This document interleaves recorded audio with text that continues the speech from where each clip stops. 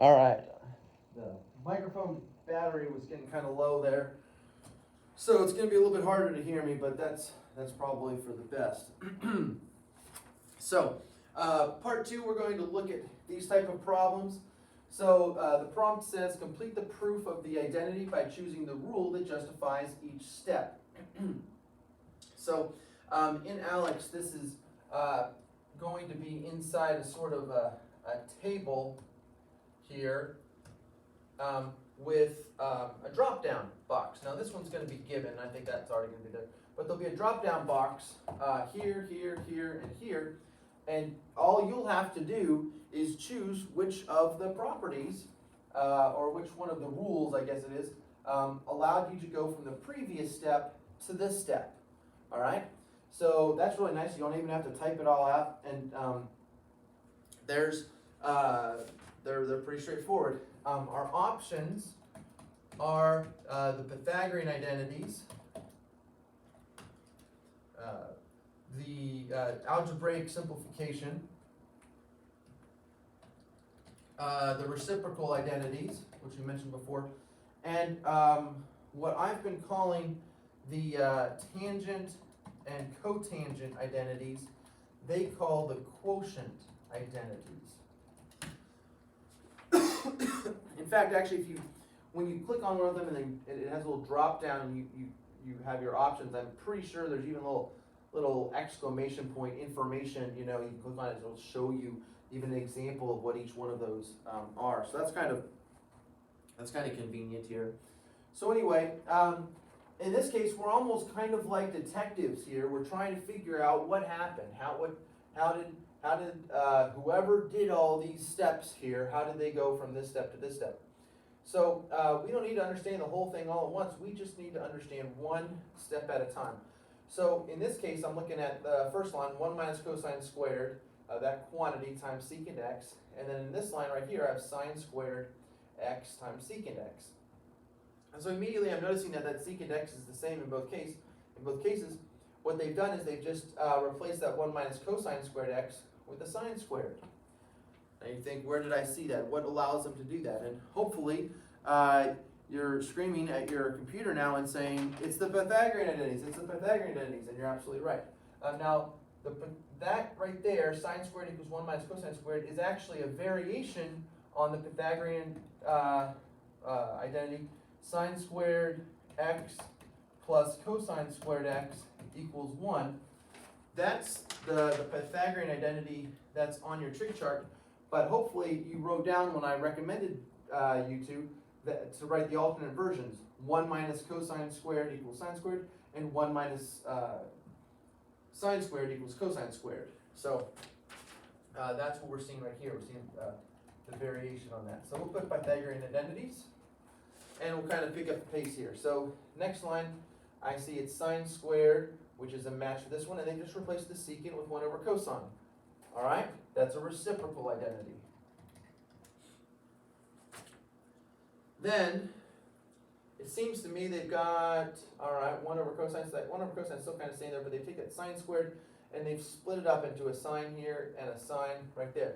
That seems like that's sort of just expanding out that sine squared to a sine times sine. That's algebra. And then comparing and contrasting what's the same and different here. Sine and the sine, they're the same, but the sine over cosine, they're turning that into a tangent. Our trig chart that says tangent and cotangent identities, maybe after the side you want to write quotient identities, because that's what Alex is going to want you to choose out of those drop-down options. All right? So there you go.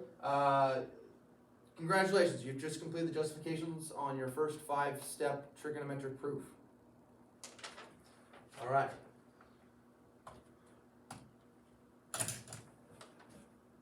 Let's do 1 or 2 more, shall we? So,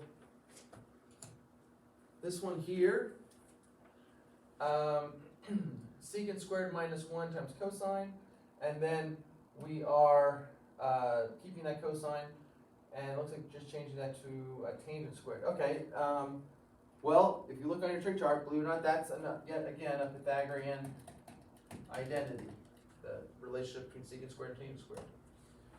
Then here we see what's the same, what's different. Well, the cosines are the same. Tangent squared has been replaced with sine squared over cosine squared. So that's what they call the quotient identities. I apologize, I did not have copies of these for you when you were in class the other day. I guess I just wasn't thinking far enough ahead. Next line, what have they done? They have the sine squared still there. Oh, cosine squared in the denominator and the cosine here in the numerator. They canceled out one of those cosine squared, and they just have one of the cosine squared here in the or cosine in the denominator.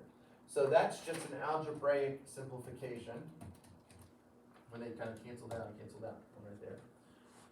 And then looking from this line to that line, the sine squared stay the same. They just replaced the 1 over cosine with the secant. That's a reciprocal identity. All right, so hopefully not too difficult for you to kind of piece together what happened where, and what have you. I'll, I don't know. I mean, we might as well do one more. We're not pressed for time or anything. But a lot of these are similar, just slight variations on each other.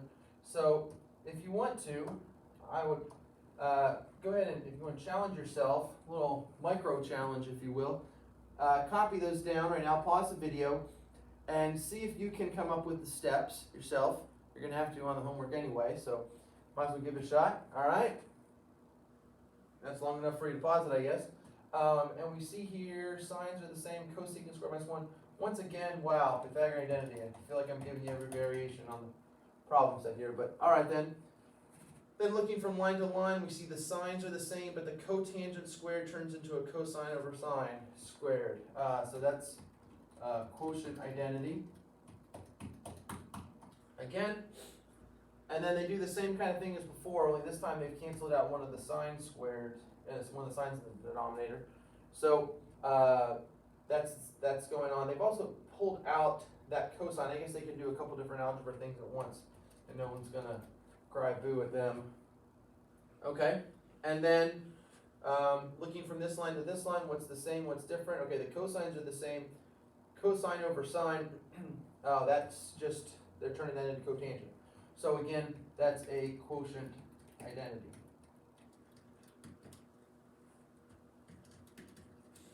All right, so like I said, what's the reason for this? Well, short-term, long-term, I recommend you take kind of the long-term vision of it, maybe even this way. You're following someone else's thoughts and kind of giving the reasons behind it here. But they're mathematical reasons that we can all agree on, all right? That being said, good luck working on this on your homework. Let me know if you have any questions, and thanks for watching.